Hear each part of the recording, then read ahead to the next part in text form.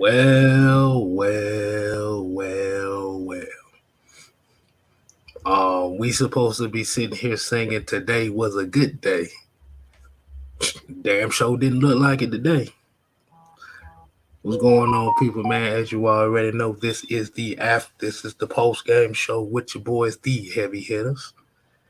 As you already know, if you're just now tuning in, the Falcons have been defeated by the Cincinnati Bengals, 35-17.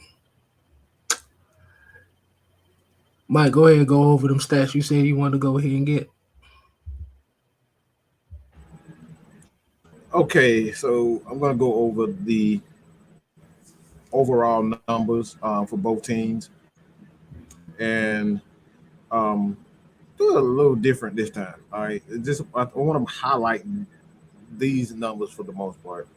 I think this is the tall tale for the entire team. The Atlanta Falcons had 13 first downs. The Bengals had 29 first downs. The Bengals had 22 first downs by way of passing game. The running game, they had 5.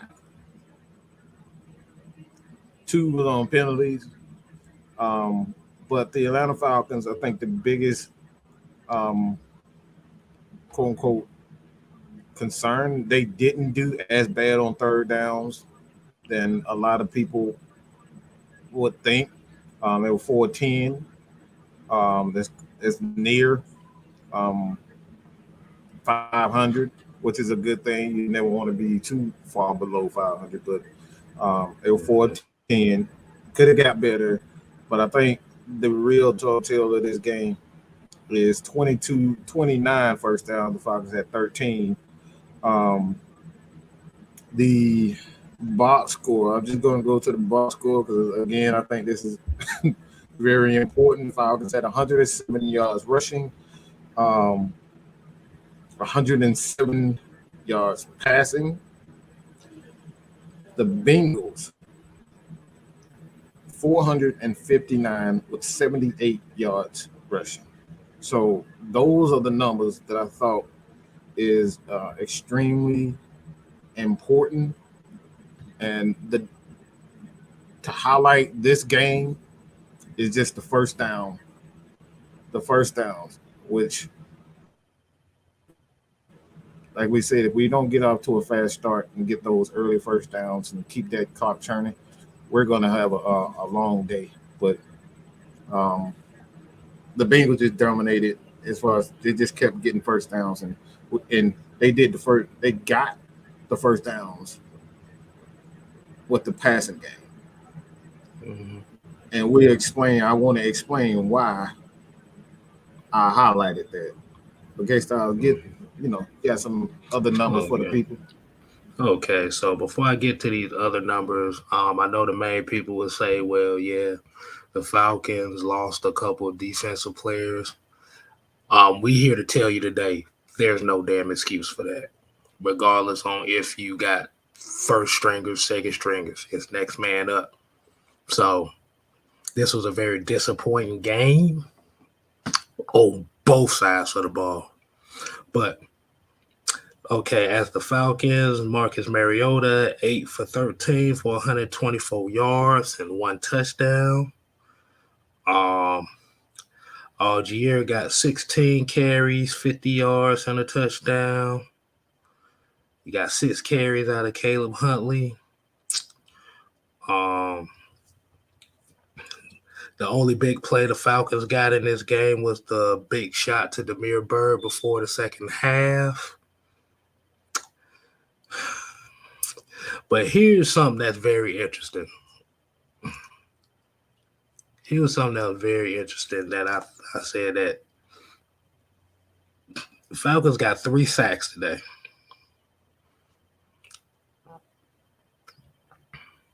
Mm-hmm. 3 sacks. But here's a problem, though. Michael Walker, 0 tackles, 4 assists.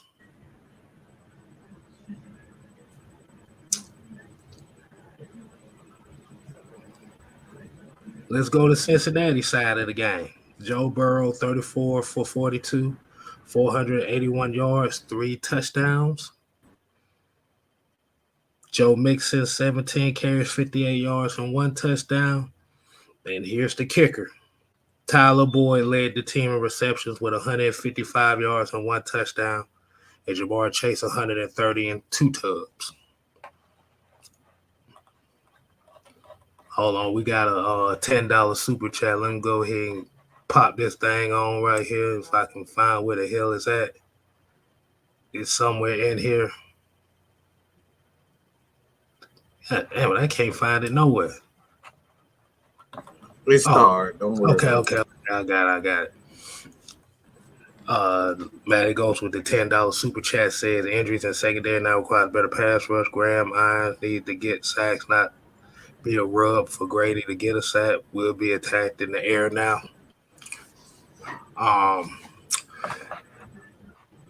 Let me go ahead and start it off and kind of give my thoughts out on this right quick as far as how that defense was. I'm going to say it like this. This was the first game that we've seen the Falcons play this year where they gave up a lot of big plays. And it changed the mindset on how Dean Pease called his defense, and it changed the mindset on how Arthur Smith called his offense. Now, like you said, A.J. Terrell goes down. He's out for the rest of the game. Question mark on that is why would you put Cornell Armstrong on Jamar Chase? That's going to be the first question right there. But the main thing was the Falcons gave up 3 plays, 3 touchdowns, literally on plays of 25-plus yards, which is foreign to this defense for the last year and a half. This is why you saw a lot of those cover 3, cover 4 concepts called on defense where they was giving up everything underneath. Because once they gave it, and then the thing is, like I say, it just wasn't a good game overall.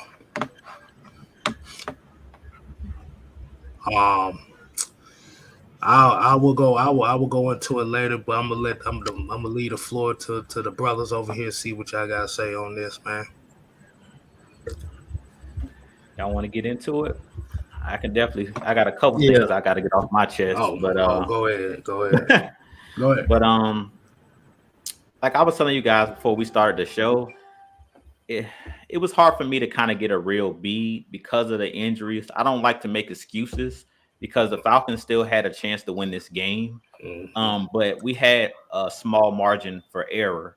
And this was something that I talked about going into this season with this Falcons team. If you get down by 21, 28 points, are you going to be able to get back into the game by throwing the ball? That was one of the concerns that I had about this team. We've seen it in the Rams game.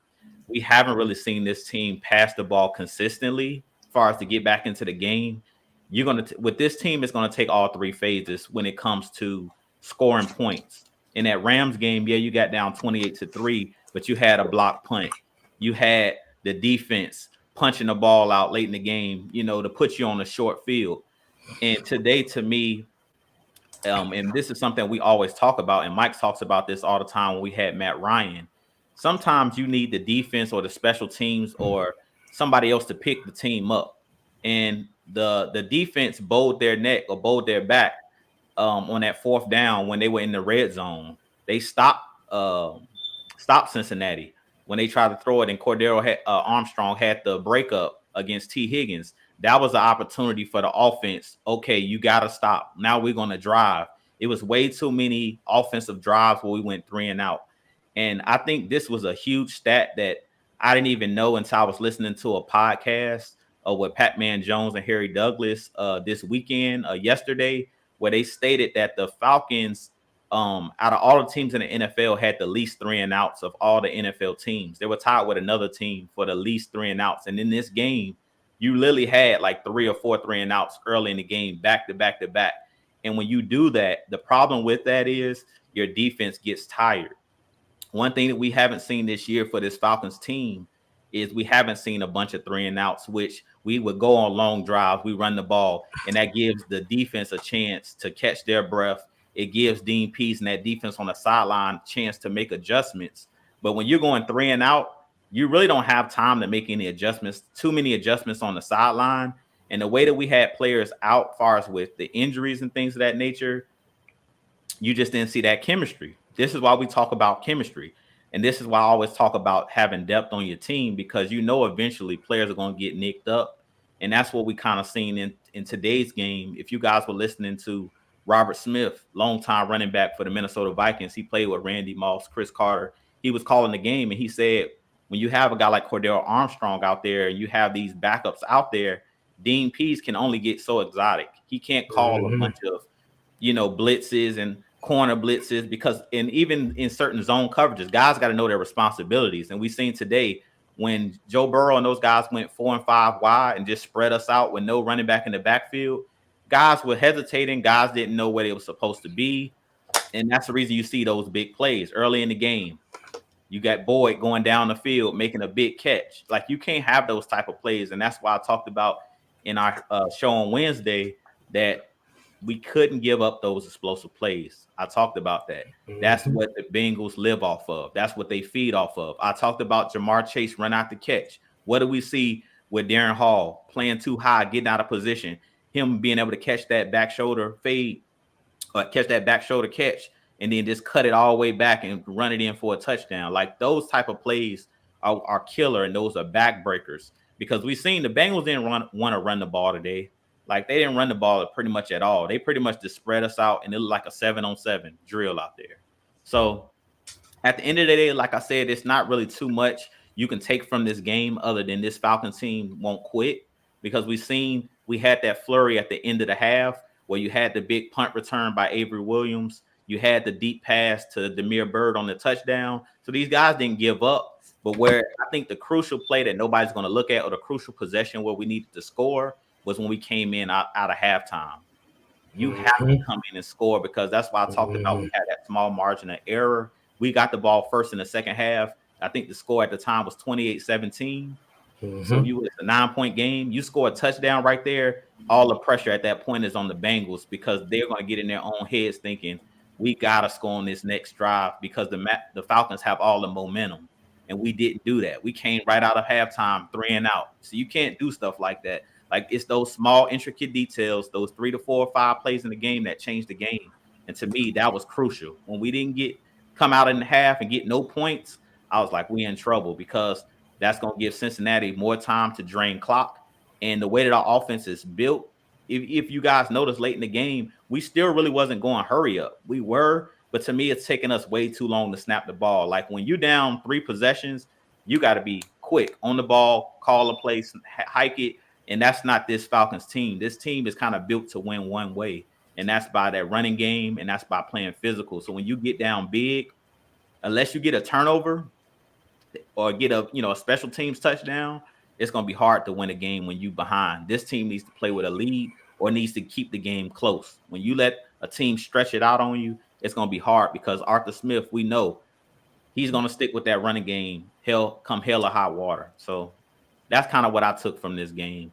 I know I was a little bit long-winded, but that's pretty much what I took from the game is we have a small margin of error with this team as far as the way that we got to go about winning games. Everybody put some fire in the chat for that word right there, man. Put some fire in the chat. Now everybody has some more fire.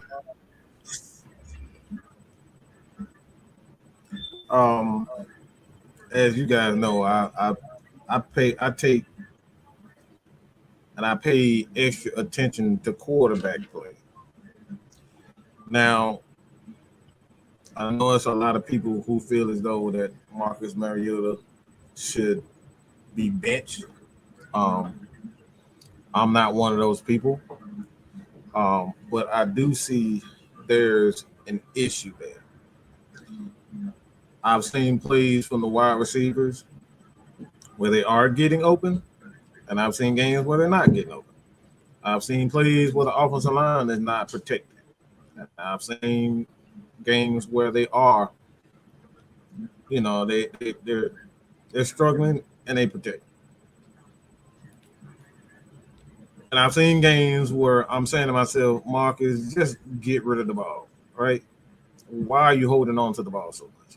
And then I see games like last week where he's decisive, he sees it, and he hits it immediately. The problem is what a lot of people want, and I'm gonna say something controversial here. That a lot of people just not gonna want to hear, and that's people that's to and against. There's two ways we're gonna figure out what the problem is. We got to see what Desmond Ritter can do. That's one way. The second way, you got to be patient. We got to be patient. Everybody right. Yeah, everybody right. Yeah, everybody right. Everybody right in this situation. You got the only way you're going to figure out what's wrong with this passing game. You have to see what the other quarterback he's doing or he's not doing. And you got to see, all right, if this continues after 10 weeks, all right, then we're going to say, all right, there is clear disconnect between the quarterbacks and wide receiver, or it could be the coaching and his route concepts. As one of threes. So it's the quarterback, wide receiver connection, or the quarterback and coaching connection, whether or not he's calling the right plays for Marcus Mariota. So it's patience.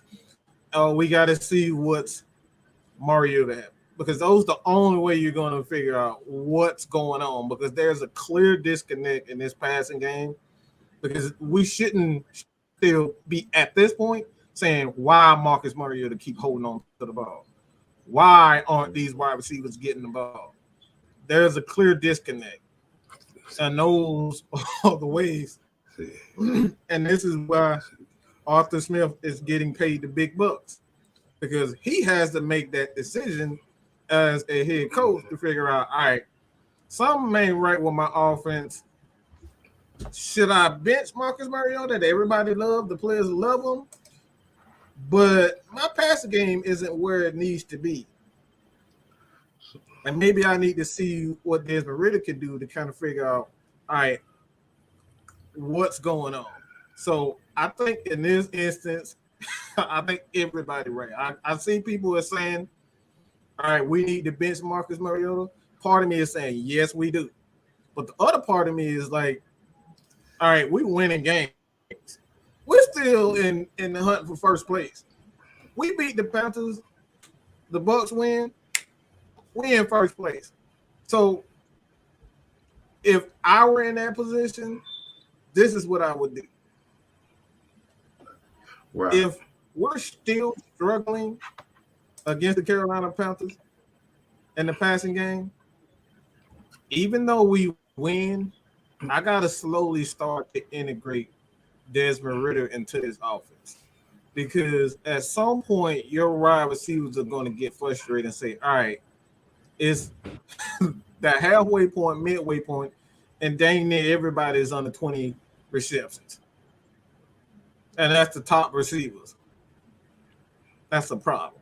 No matter how much we try to ignore it, your top receiver shouldn't be under 20 receptions in the year. It's unacceptable. So at the end of the day, patience, my friends, patience. Let me go and get this. Let me get this super chat right quick, and I want to get on what you were talking about with that.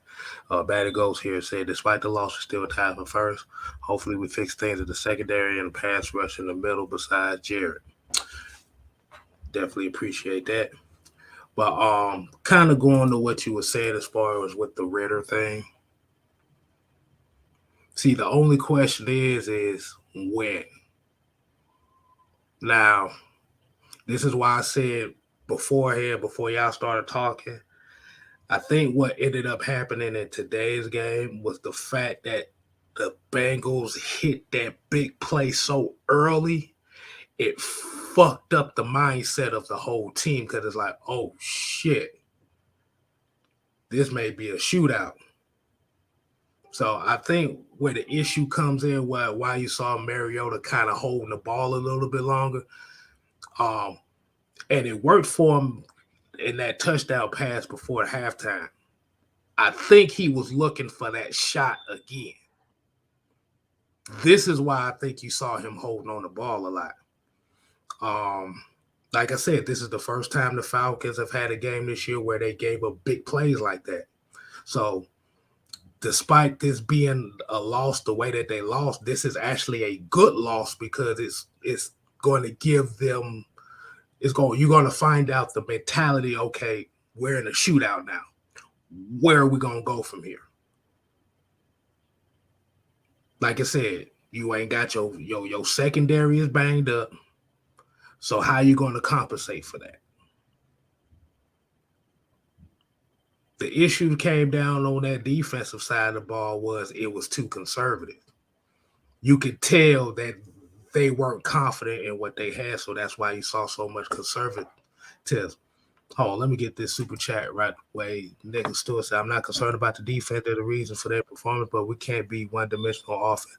Got to be able to throw a little. Ritter is the better passer. He can run too. Yes, he is the better passer. But like I said, if you make that move, this can't be a move where, okay, if Ritter doesn't work out, go back to Mariota. No. Once you make this move, you have to stick with it. Now, you have 3 games coming up before the bye week, which is 2 games against the Panthers and 1 against the Chargers. Now to tell all the Falcon fans here, if you want to see Ritter play, your best bet will be after the bye week because now you give him that extra week of preparation for when he first starts.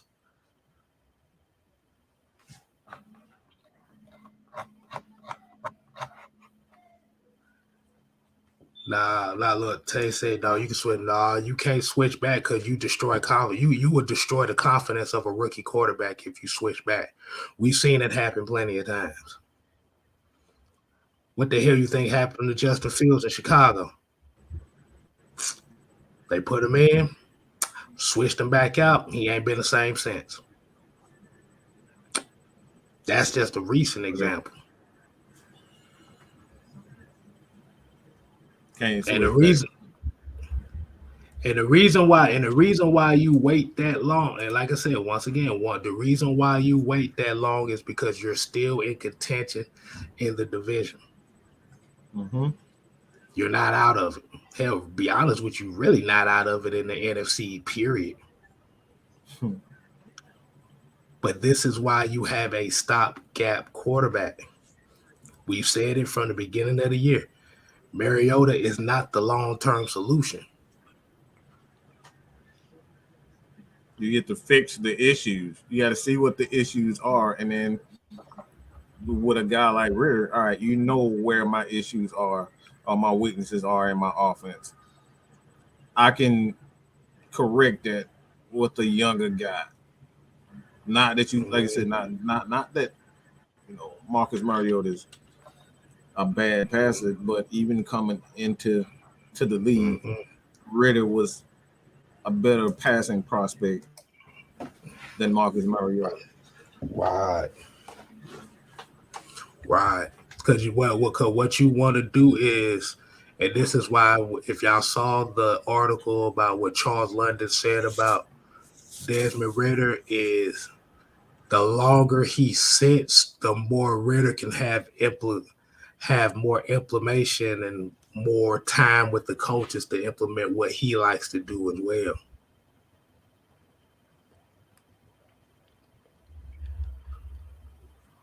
Like I said, if you could win 2 out of these next 3 games,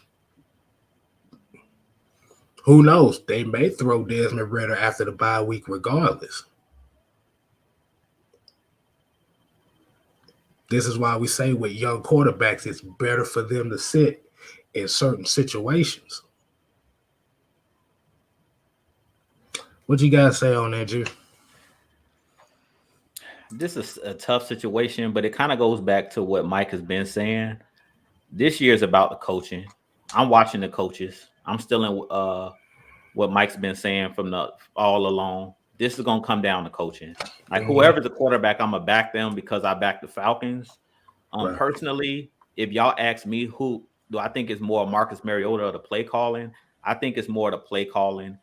Because I'm seeing a lot of packages where there's like two wide receivers. It's not any heavy packages. Like my thing is this: if you bring Ritter in, can he run this offense the way that it's being ran? Because you're not going to change your whole offense in the middle of the season. You of course you can add some, sprinkle in a little bit of different things in the current offense that you're running, but you're not going to completely change it.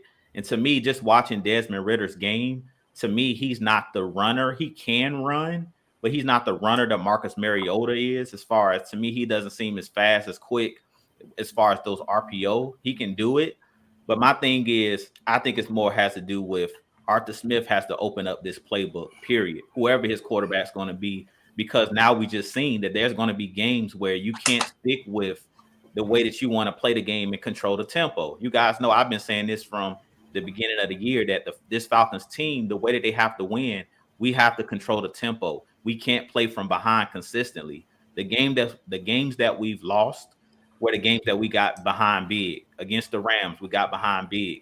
You got to start playing with the lead, and that's the way you can grind down that clock. If you go up against these high-powered offenses and they're putting up, you put yourself in a 21-point hole or 14-point hole, then that gives you that basically, like I was talking about, your margin of error is small. Like with teams like Kansas City, those teams that put up big points, even the Bengals, they can get down multiple touchdowns because they have that quick strike ability where they can just throw a 50-yard bomb and get themselves back in the game. This Falcons team, the way that we want to play, grind teams down, you got to play with the lead. You have to start faster. You can't keep starting slow and then think, okay, we're going to miraculously come back every single game. Because to be honest, this game with the Bengals could have been over with. All they had to do, once they got that 21-point lead, is say, we're going to start running Joe Mixon a little bit more. We're not going to keep trying to take shots down the field for what? They basically at that point, we were fighting against the clock. Yeah, it was the first quarter, but they really they kept their offense open, and they basically was trying to like score 50 on us. Like he dang near threw for 500 yards against us. So it really wasn't, it was less about the Falcons and more about what the Bengals, they pretty much made us play their game. And that was fast break. They were the Golden State Warriors, and we're a slow team. We're a team that is dumping the ball into the big man. We the Spurs. We dumping the ball into the big man. We the Kobe and Shaq Lakers. Well, we dumping the ball into the big man. We're playing 90s basketball. They're playing 2000s basketball. So I feel like styles make fights. This is what they always talk about. Style makes fights, but we got to make teams play our game. So we can't be going 3 and out. Like our game is, we get the ball, we take you on a 10 to 12 play drive. We run the ball, we train the clock and keep your offense on the sideline. In this game, Joe Burrow had way too many attempts with the ball in his hand because we kept 3 and out, 3 and out, 3 and out. When you're doing that, you're making it impossible for us to win. And then we already were shorthanded on defense. So that just compounded the problem. But I just feel like this Falcons team has a certain way that we want to play. So we got to make teams play our game. We the Detroit Pistons of the 80s.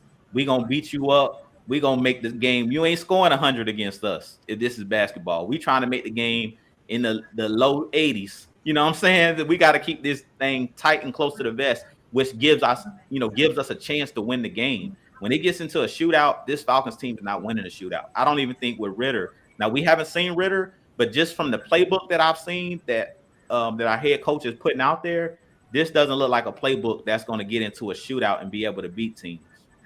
That's just personally how I feel about it.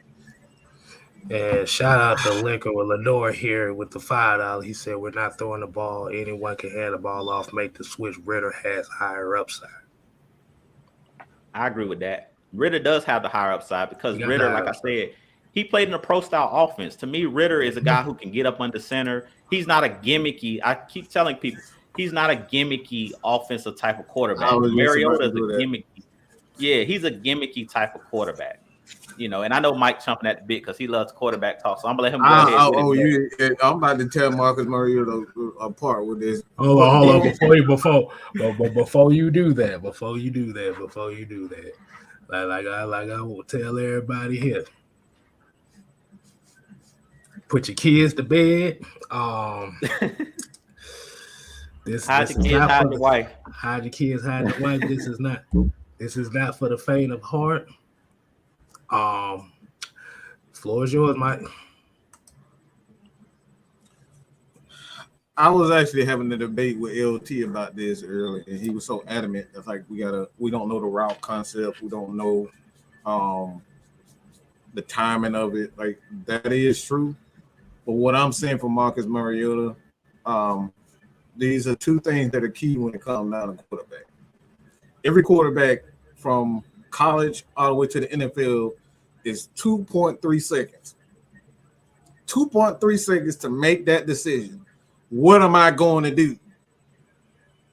If I see you, if you got more than 3 seconds still in the same spot, you have not made a decision to either pump fake or get rid of the ball, the fault is on you.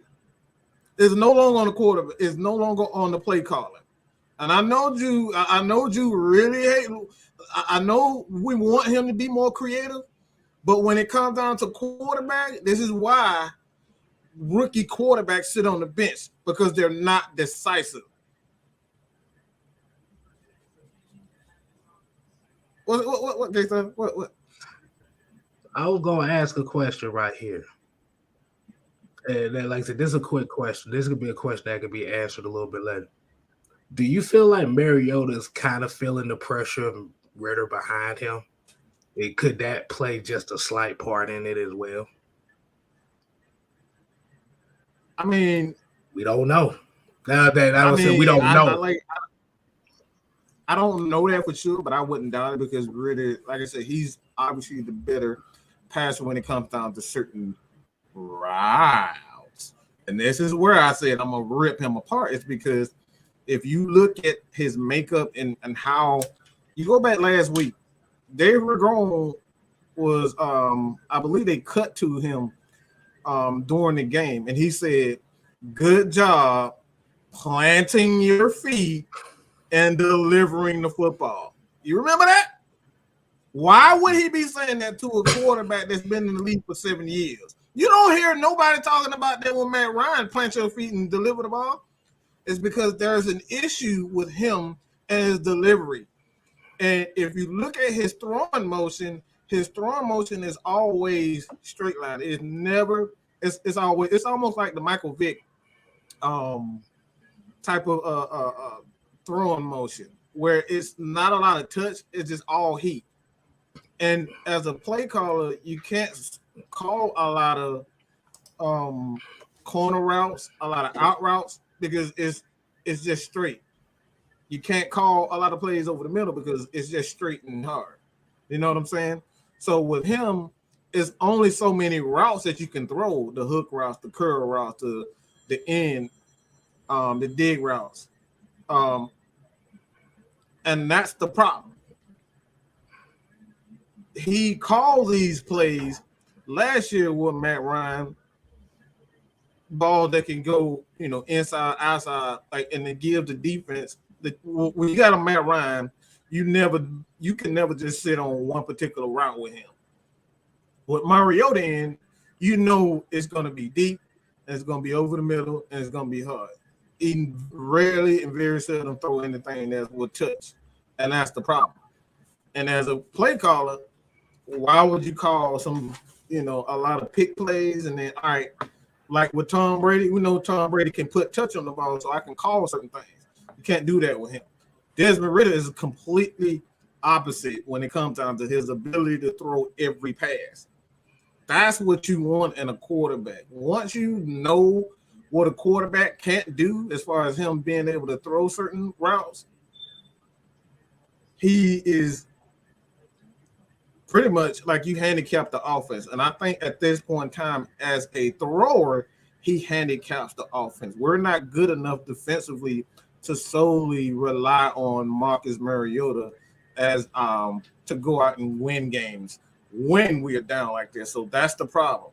We are predictable when it comes down to our passing game. So until they figure out what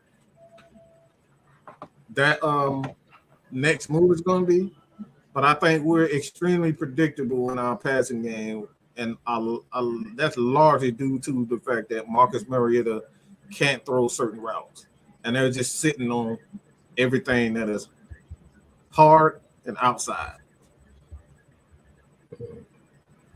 I got a quick question just to piggyback on what Mike was saying. I got a quick question for either one of you guys, but probably for Mike because he was just talking about the quarterbacks. And I kind of wanted to mention this a minute ago when I was talking about the quarterbacks. Do you think if we put Ritter in the game, and this is something that I talked about early in the season when the fans were asking for Ritter, do you think he'll be able to make the proper adjustments and the proper calls at the line, like when you have to change your play? Because last week, I was watching DJ Shockley talking about how he gets us in better plays because of his experience. Like he comes up to the line. We've seen him do it today where they say basically he comes up to the line and acts like he's going to snap the ball. And then he gets the defense to show their hand. And he's like, okay, instead of can, we're going to run the ball the other way. Or can, we're going to throw the ball instead of run the ball. Do you think that Ritter would have the experience to be able to do that? Or do you think that more would be just he has to kind of learn trial and error type thing, just throw him out there and kind of let him figure it out? I want to attack this first. Go ahead, Captain. Mm-hmm. All right. So you saying being able to make the line calls, make the proper adjustments and stuff like that. Or audibles. Mm-hmm. Audibles and stuff. Honestly, you're not going to know until he gets out there. But this is one of the major reasons why we said this is why you haven't seen him out there in the start lineup yet. Right. Is because he's getting in them. He's picking those coaches' brain. He's having the opportunity to pick Mariota's brain on certain things, on what he look at. Yes, Mariota, like I said, Ritter is the better quarterback of the two. But like you said, there are certain nuances as far as how the game and preparation comes that Mariota may know that Ritter doesn't know.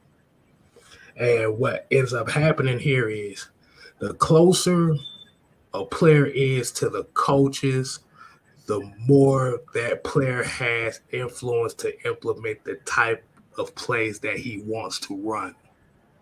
Right. That's a great point. Now, going to what you're saying about is can he make the adjustments at the end of the day? We don't know. But what you don't want to do is you don't want to make a rash decision where now you're throwing him into the wolves and now all of a sudden, boom, now you're putting him in a bad situation. This is where the coaching side comes in. You got to know when to do it, when not to do it. Right. See, now, if this was one of those cases where if we did it a couple weeks ago or 3 weeks ago when everybody wanted it, you may say, yeah, Ritter, like I say, he'd go through his lumps through the season, doing all that, boom, boom, boom, boom, boom. And let me go ahead and make a reference point right here. And this was a tweet that I saw from Matt Curley, and this is why I said he was kind of wrong on this one, because he was saying the Dolphins did it with Ryan Fitzpatrick when they was on the winning streak and put Tua in.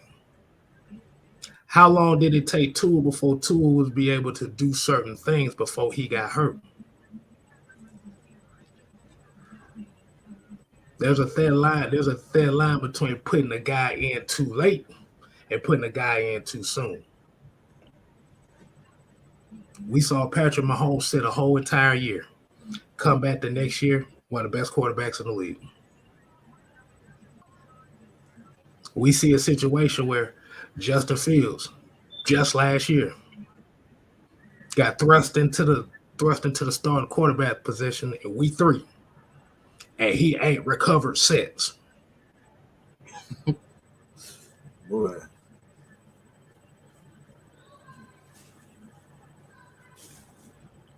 So we could talk about Ritter. We need to see Ritter next week and stuff like that. This was a bad game from the whole entire team. This ain't just Mariota's fault. We hadn't even got to the defensive side of the ball yet. Oh, we gonna talk about that, boy.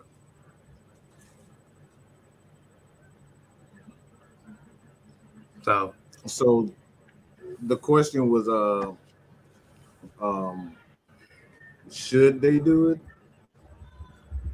So the question, Mike, was if we put Ritter in the game, do you think he will have because we know he don't really have the Oh, NFL okay. experience? Will he be able to make the changes at the line? Will he be able to? We know Marcus Mariota has that experience of being able to change plays at the line, get everybody lined up. Because we've seen him get chewed out in the preseason over that, in the red zone because he couldn't get everybody lined up on time. They got a penalty and Coach Smith chewed him out. So that's one of my concerns is just he doesn't have the experience. Now, Cade made it perfectly clear, and I agree with him. You don't know until you put him out there because we can say all of these hypotheticals, but we don't know because he ain't played. So we can't just automatically make that assumption. Well, I'm gonna say hell no because he's an RPO quarterback, and I absolutely despise everything about RPO.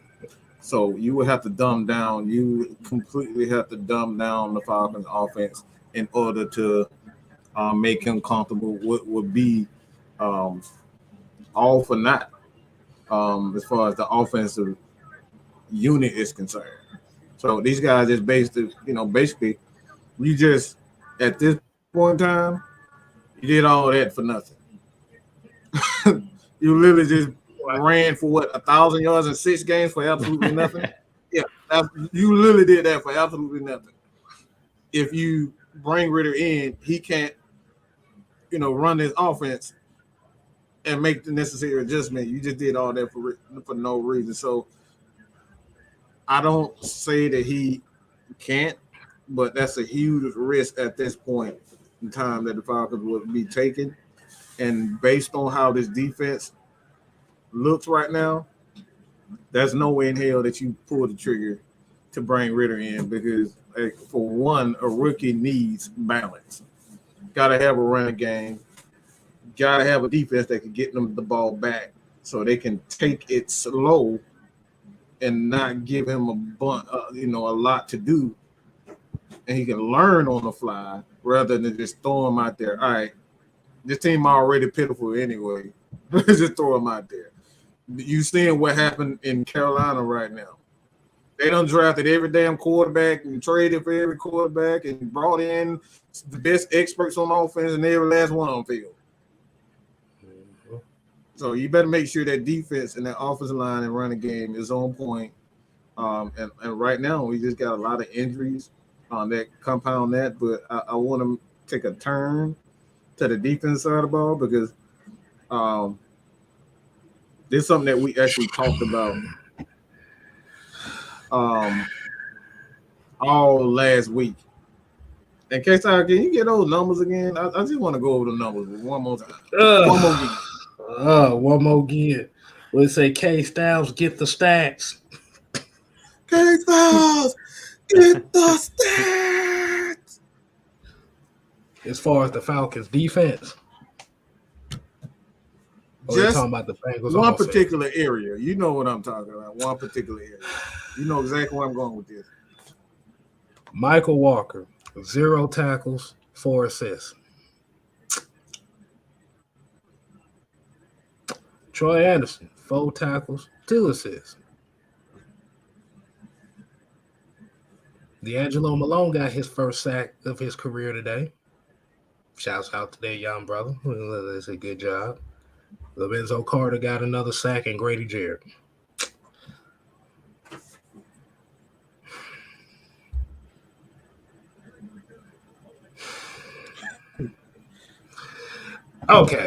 Okay, so we're going on the defense this time?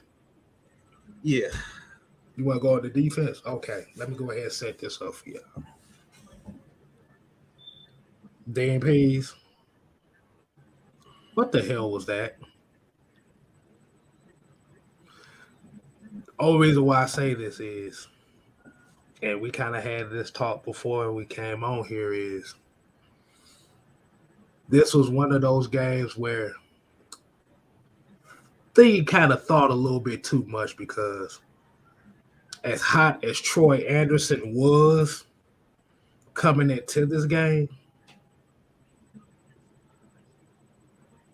there was no reason to be starting Michael Walker right now with Troy Anderson playing the way they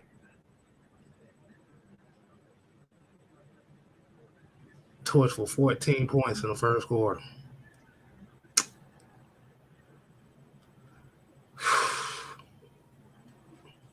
All on big plays.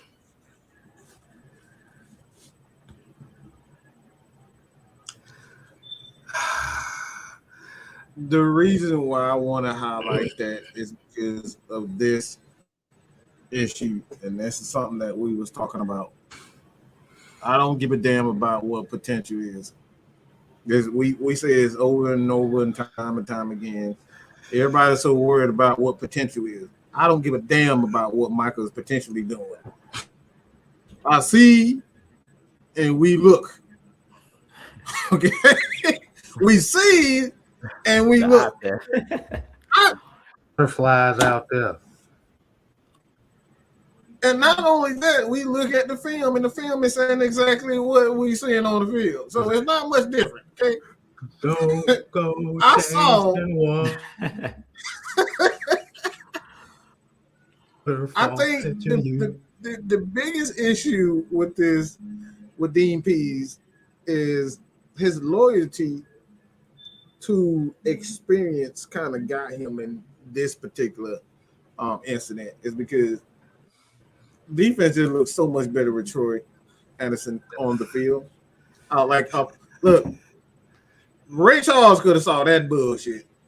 That when he got in the damn game, everything started going well. They started getting more pressure. They were more decisive, and Cincinnati start checking the ball down a little bit more when it came down to when Troy got in.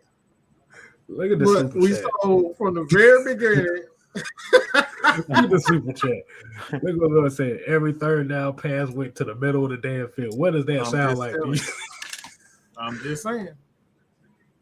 He took him out and he put him on the outside. Did anybody catch that? He didn't put him in the middle of the field. He put Michael Walker on the outside.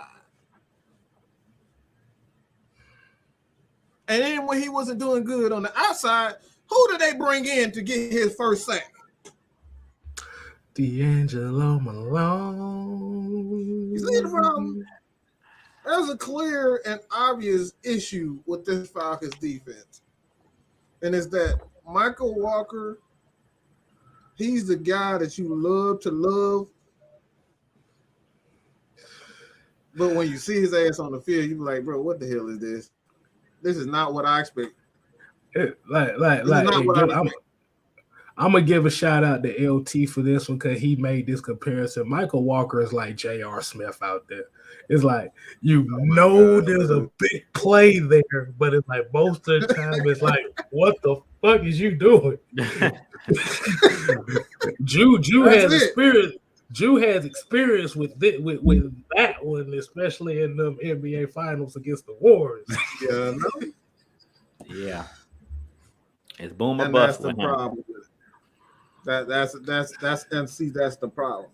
He looks good. He makes some big splash plays, but the rest of the game, like how the hell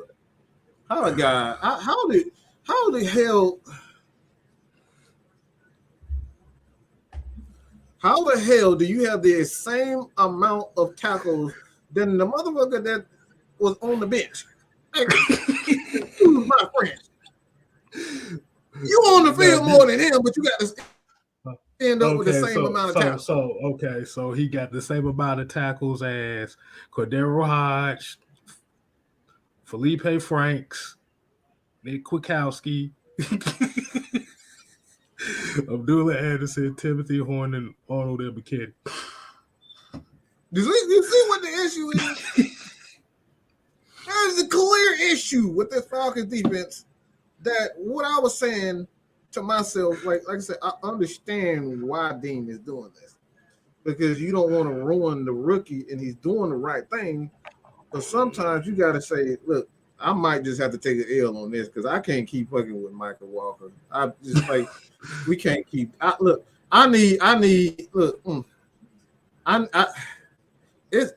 I need my mental health. Okay, I don't want to keep saying every week, what the hell are you doing, Michael Walker? I'm sick of it. I'm tired of it. Like I said, he's an outside linebacker, and I guess it's understandable that he's the only linebacker that you had hold over from last year. So you're giving him the chance to kind of fill that void and be that interior linebacker, see what you got out of him because he's a hybrid. But if it's not working and you see in this rookie come in and Troy Anderson and the whole entire defensive energy changes, that says a lot. They blitzing him. He ain't losing no motion. He's playing in coverage. He ain't losing no more. He's sniffing out plays before they even develop. And it's like with Michael Walker, it's like he's hesitant because that's not his natural position. He's hesitant. This is why I say he's an outside linebacker, because was he an outside linebacker?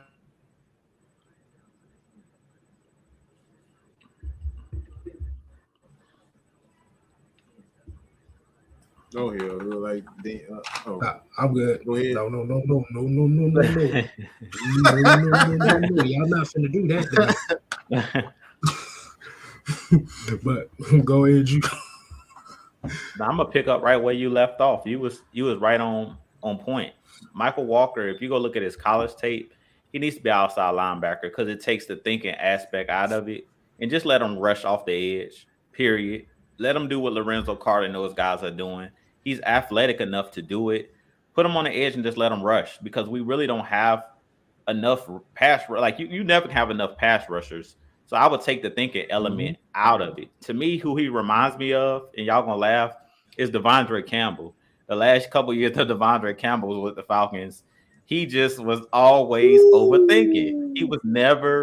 He was getting caught flat-footed, as LT likes to say. And I don't know if it was LT or Mike that talked about a linebacker should never be flat-footed, that he should always be moving. And he's just doing too much thinking. He looking like Devondre Campbell. He's playing out of position. So you're right on point, Kay. They need to put him on the edge and just allow him to rush. And then put Troy Anderson or T1000 in his position because you can't teach instincts. He just doesn't have the instincts. Let's just keep it real.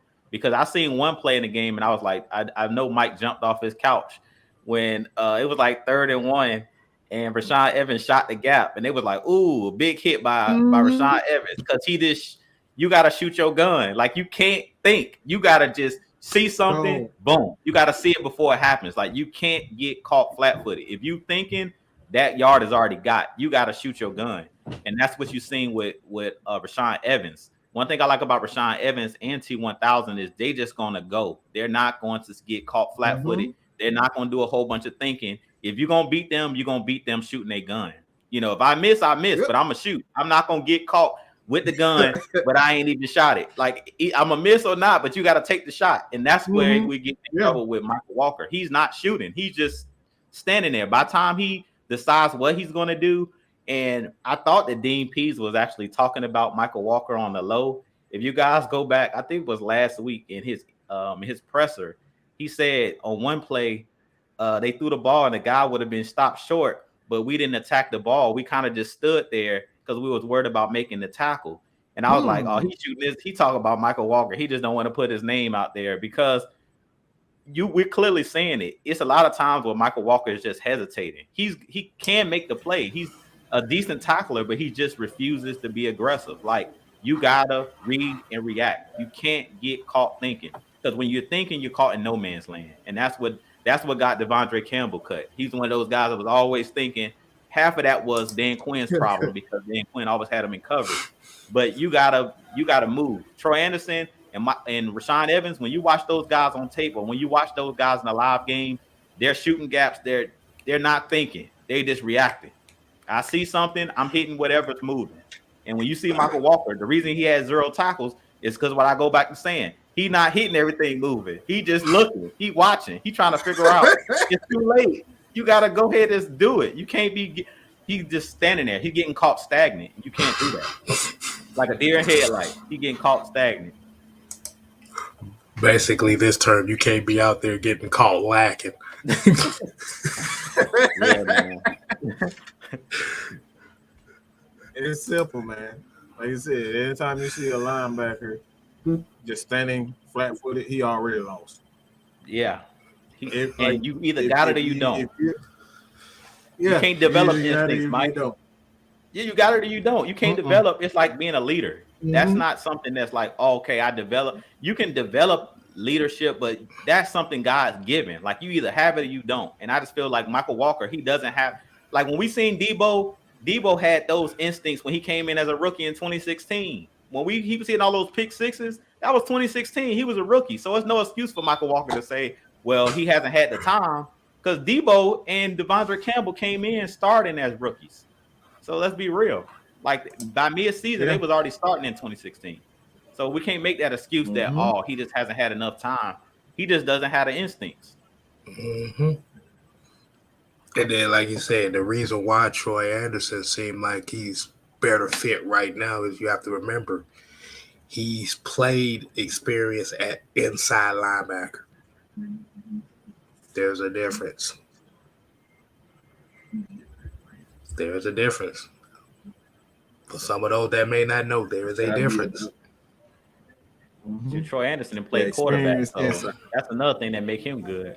You know, he's a guy that he know how opposing quarterbacks and offensive players think as well, and that's another thing that you can't like route concepts and stuff like that. He knows that because he was a college quarterback. So when you play quarterback, running back in college, not only does he know how to play that linebacker position, but he also played that quarterback position. And you know, Mike know this firsthand because he was a quarterback.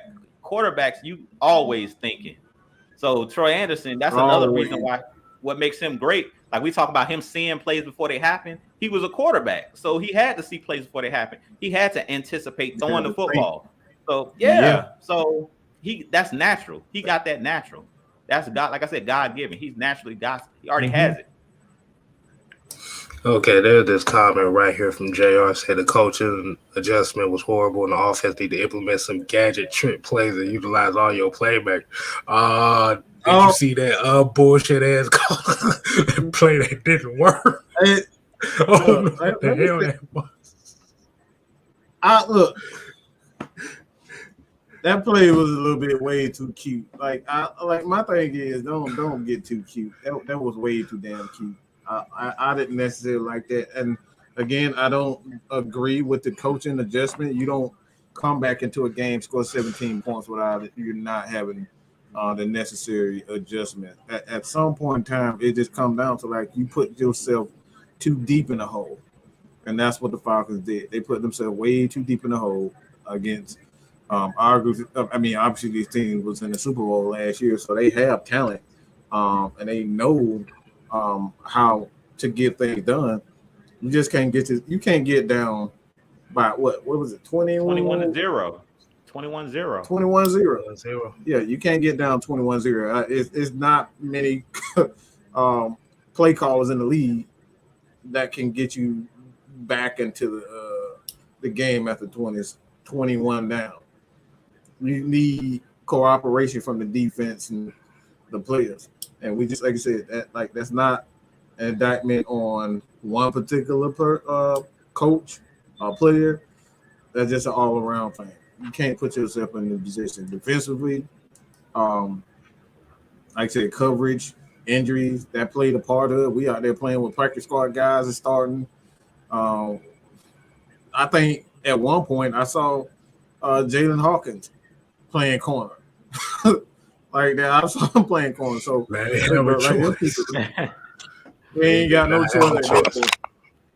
So yeah, they just like it wasn't a lack of creativity. You can't come down from 21 and put, it was 28-17, you're 11 down. And if you get a couple of stops, you within 4. So it wasn't a lack of creativity. Yeah, yeah. And then, like I said, I also want to say too as well is when you allow the opposing offense to catch a rhythm like that quick, that plays a part in it too as well. And then, like you said, that changed. Like that's what I said, and I'm gonna go back to what I said earlier. That 60-yard bomb to Tyler Boyd changed the entire mindset of this game for Falcons on both sides of the football. Mm-hmm. So, as we can be disappointed in this loss, this is a loss that this team can learn from. This is, like I said, this is actually one of those good losses that can help you down the line for the next couple games.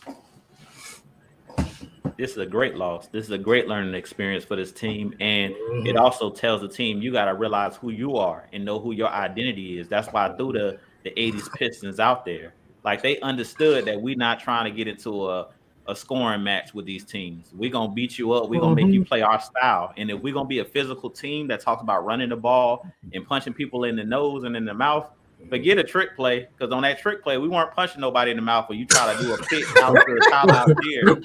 Boy, Speed ain't No. even his that speed ain't trick even play. his thing though. He's a guy that goes downhill. His Mhm. he's not a guy as far as lateral quickness. You know, he ain't Cordell Patterson. That's a play you run for like a Cordell Right. Patterson or Avery Williams. We seen that pitch, we seen a similar play where Avery Williams The broke that same 30-yard thing. run. So that wasn't the right play call in that particular In The play. that instance. moment.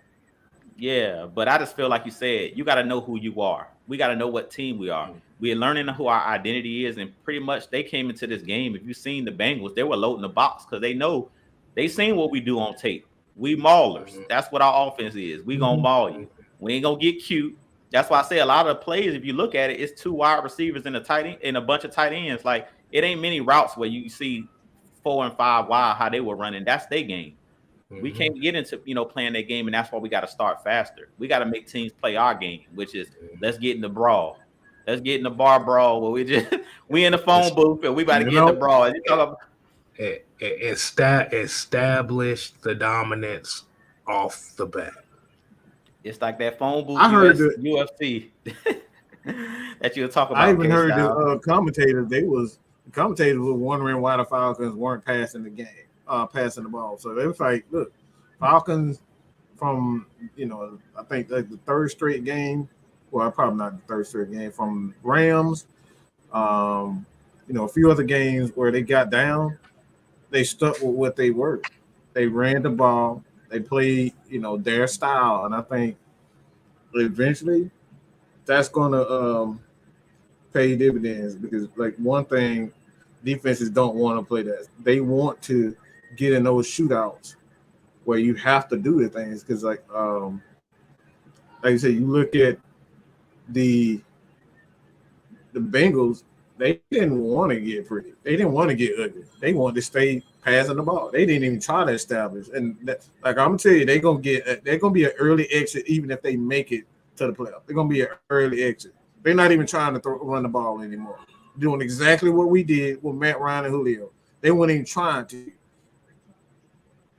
And you can't count on wide receivers staying healthy. Like and be honest, I think it was the wrong. I think it was the wrong move to keep Chase in. Once he has that hamstring issue, get him out. You already beating up the Falcons. What's the point of even keeping them in there? You beating our behinds. Get him out, and they didn't even protect him. So the arrogance of that team, man, is going to be their downfall because it just seems like the Falcons over and over again. And damn it, I forgot what I was gonna say too. Oh, look! I'm sitting here. I'm just listening to what you're saying about the Chase thing, and yeah, man, this is definitely going to be a learning experience, y'all. Like I said, this is this. Oh, I know what I want to say. This is part of what happens when you play ugly football. You're going to have ugly results that come down to it. This was an ugly result game for us. Like I said, you move on to Carolina next week. Like I said, coming off a loss like this, you playing Carolina next week is going to say a whole lot about where your mindset is as a whole entire team. Mm-hmm. I completely agree, Kay. And I usually don't say this, but next week's a must-win game. You know how they say every week's a must-win game. We're 0-2 in our division, so you can't afford to go down Yeah. 0-3 and lose to every division team, and it just can't happen. You got to win. I don't care. No excuses. You got to win. Next man up. I don't care if AJ hurt next. You got to win this game next Sunday to get back into the snake. If you want a chance to win the division, no more excuses. You got to win this game next week. Period. That's all I got to say. You got to win next week against Carolina. No excuses. I don't care who's up. You got to win, because if we really wanted to win this division, you're going to have to, like I said, we're going to have to sweep the Panthers, period. Because we've already lost to the Saints once. We already lost to the Bucks once. And the Panthers have already beat the Saints and already beat the Bucks today. So really the Panthers are not even out of it for the division, even with a fire coach, because they're winning their division games. So we got to beat the Panthers on next Sunday, period. There's no excuses. Mm-hmm. We got to win.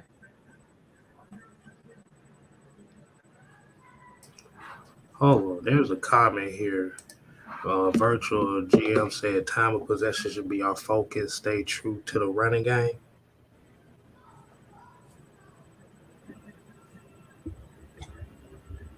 The time of possession was 33 minutes. Cincinnati, 27 minutes. Atlanta. It goes back to what Dean P said this week. It's about scoring points. I don't care about yards. I don't care about none of that. I don't care about who's number one in yards allowed. It comes down to points, because you guys seen when we cut it at half to 17-28, they had all the possession. I mean, we had time of possession somewhat on our side. It really wasn't the time of possession that killed us. It was the stand on the field on third downs, meaning we weren't converting on third downs. We had like three and outs in a row. It was giving up big plays, which was my key to victory on Wednesday, that you can't afford to give up those explosives. And it was scoring. Like, that's what it comes down to. You got to stop teams from scoring, period. I don't really care about the yardage. Yeah, Joe Burrow almost threw for 500 yards, but we've seen Tom Brady throw for 500 yards in the Super Bowl and lose to the Eagles. So I don't care about that. I don't care about the yardage. I care about, as Dean P says, as long as we got one more point than the other team has, that's all I care about. And based upon how our offense plays, and we talked about this numerous times with Mariota, we seen last week when we dominated the 49ers, he only had 180 yards passing or something like that, 13 or 14. He didn't have big numbers, but if you watch the game, we completely dominated them. So like I said, it's mainly about making teams play the way that we want to play. Make them play our game. We can't afford to let these teams turn it into a shootout, because if they turn it into a shootout, that's not the way we want to play. At that point, we're playing left-handed. We're playing their game. I'm about to say, what the hell's wrong with being left-handed? I'm left-handed. Yeah, let's say it like this. They making you use your weak hand. As people okay, I'm about to say, yeah, my case would be right-handed. Well, yeah, except in basketball. For some whatever reason, your weak hand is. In my case, I'm right-handed, so the left hand. And they said make you play left hand. With the weak hand. Well, I'm an anomaly. I'm right-handed, but I use dang near everything with left hand. So I'm the weirdo of all. But no. Yeah, I'm about to say, when I play basketball, for some reason, I'm predominantly right-handed. Everything else is left-handed. It's weird. It is weird. That's literally ambidextrous, Kay. Bullshit. I tried doing everything else with my right hand, boy. I look like I need to be in a special class. Oh my goodness. But but at the end of the day, like I said, man,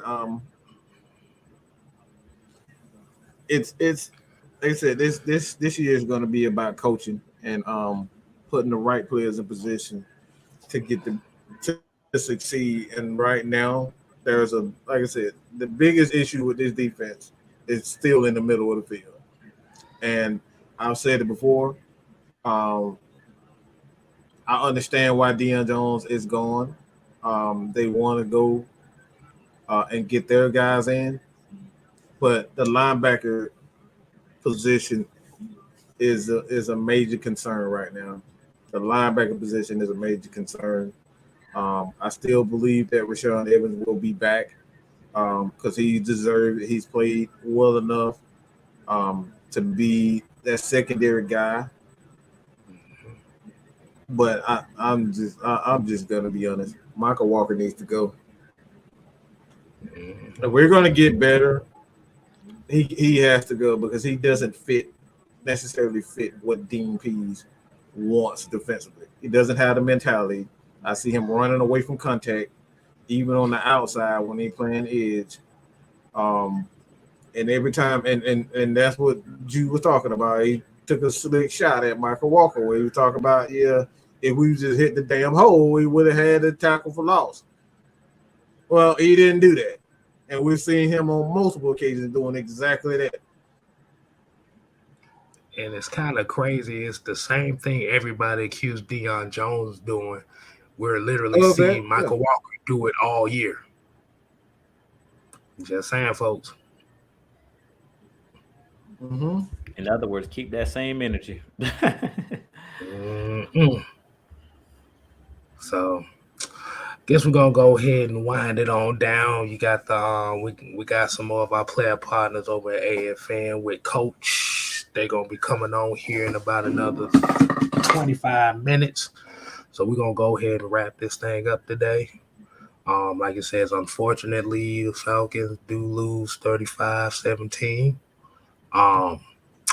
Cincinnati only scored 7 points in the second half.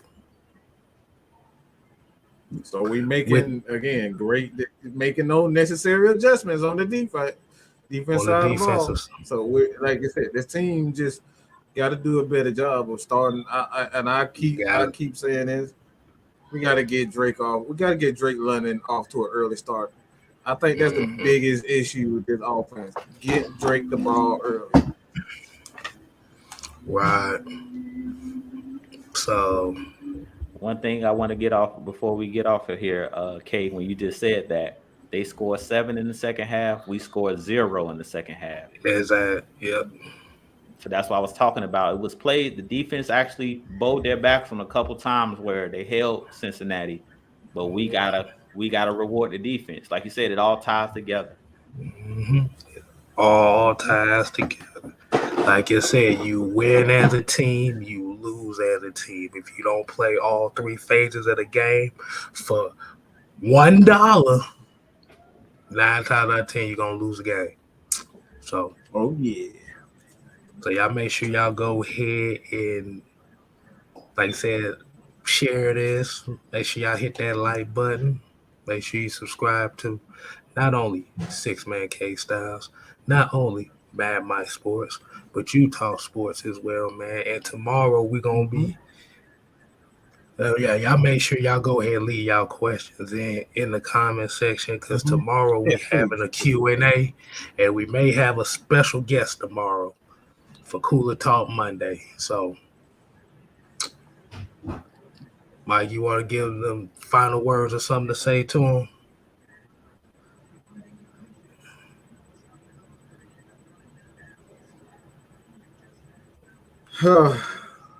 Yeah. Grady Jarrett is 5.5 sacks away from double digits. Just think about that. Almost a sack a game. Almost a sack a game. Mm-hmm. Well, that's a major problem. That's a major plus right now. So when we're talking about coaching, being able to get these guys, and as Jimmy G just threw, Jimmy G just screwed up again, as we all know. He is a mess, man. That dude. I, yeah, I feel bad for San Francisco 49er fans, but yeah, the coaching is gonna do coaching things, but at some point, we got to improve that linebacker spot.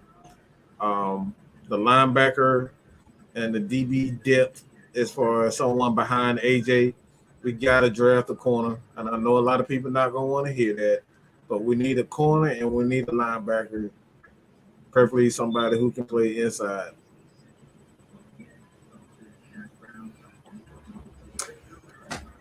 Hmm. Yeah, we'll have more of a discussion on that, but like you say, it's kind of for me personally, I say it's still kind of too soon on that. But at the end of the day, Oh, we man, need help behind. We need help besides AJ. Ain't no too soon and about then we that. need help every goddamn way. We just don't know how far and how long and how bad we need it. So until next time, well, G, you got one more thing you want to say before we leave? No, I'm good. Y'all said it all. Y'all said it all, man. We need linebackers and DBs. That's it. We watched the game. We seen what eyes. I don't care what they, as Mike always say. I don't care what they say in these press conferences. They was telling us a Mm-hmm. bold-faced lie talking about Michael Walker. Period. God, they didn't tell us no damn bold face lie. They didn't tell us Oh no boy, damn bold face lie. We already seen it. we Yeah. seen it. We see with They our lied to the own media. eyes. Look, you can lie to the media, but you can't lie to us. Right. We Yeah, saw it. GD here said after 7 games, you generally have an idea what type of team you have. Falcons at 3-4 are what the record says a below average football team. Hell, that's about 60% of the damn league right now. So Yeah, it's gonna get better, man. It's gonna get better.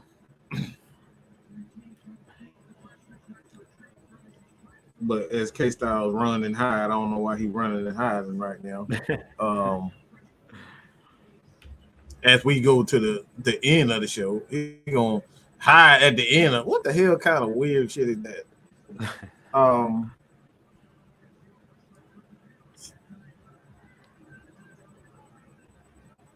all right, play call. Hold on. Play calling killed us, and Pitts be blocking way too much. You do realize he's a tight end, right? And Tony G did exactly that early in his career too. He had to earn his bones. The problem is what we was talking about earlier. The problem is that there's a disconnect, and we're trying to figure out what that disconnect. It's easy to get a ball to a Kyle Pitts. Any offensive coordinator can call plays to get guys the ball. That's never an issue. And I think when it comes down to that, like Kyle Pitts, he's blocking way too much. Like that, like come on, bro. This ain't man. Somebody got a damn block. Wide receivers block too. I mean, you ever heard of this guy named Hines Ward? Shannon Sharp literally had to win his opportunity starting out blocking. He had to prove that he was a great blocker first before he even got the opportunity to become a pass catcher. So at the end of the day, he's doing exactly what he needs to do to be a complete player. Because I think we were talking about that not too long ago about having tails. Well, when you know certain guys in the lineup, you know what's going to happen. You know that J.R. Smith, guys like that, coming in the game to do one thing. Shoot, shoot, shoot, shoot, shoot. When you see these guys, you know they're going to do one thing. When you see Kyle Pitts, yeah. For the most part, you know he out there to catch the ball. But if you can build him to a point where he's like you can't tell whether or not it's going to be a run or a pass, that's when you got the that's when you got the defense beat. because you don't know what he's going to do at a certain point in time. So again, Kyle Pitts is going to get his numbers. He's fine. The Falcons are fine. They're only 3-4 at this moment. Things are going to turn around. You got something else on that, Jude, before we end? You hit it. You hit the nail on the head. Yeah, like you said, you can't just bring Kyle Pitts in when he gonna catch a pass. You got to mix it up, and that's another reason why you got to get that running game humming, because this offense is predicated on the run. So you can hit those, and that's the reason why I've talked about early in the season. We talked about it. In the Rams game, all of these games where we got down in the game, that's the reason that Arthur Smith sticks with the running game, is because you can't do a play action and make it believable if you're not running the ball with any success, or even running the ball, attempting to run the ball. Even if you're getting it 1-2 yards, you got to make those linebackers and those guys in the secondary believe that you're actually handling the ball off, so you can throw the ball behind them. You know what I'm saying? So they'll step up, make those false steps, and you can throw the ball and create space for the guys to catch the ball behind those linebackers. So, like you said, Pitt's got to do everything, but he's playing his role in this offense. And like I said, we got to be who we are, period. We got to stop trying to play other teams' game. We got to stick with our game plan.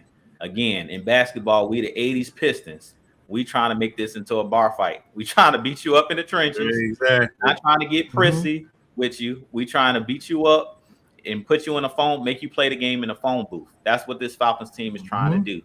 That's how we hit that long pass to Demir Bird, because they came out in that same formation, looked like we were about to hit somebody in the mouth. 2 wide receivers out there, and he ran right past Eli Apple. Ran past everybody. So it's really making teams play our game, period. So with that being said, K-Style just disappeared all of a sudden. We're gonna disappear himself. Shit, hey man, you can't. Boy, it depends like a motherfucker. I ain't even gonna tell y'all no lie. I already knew. That man just got up and just disappeared. I already knew what it was. Go ahead, K-Style. All right, until next time, people. We ain't here to play. We here to stay. You ain't gotta go home. You ain't got. But you gotta get the heck up out of here. Deuces.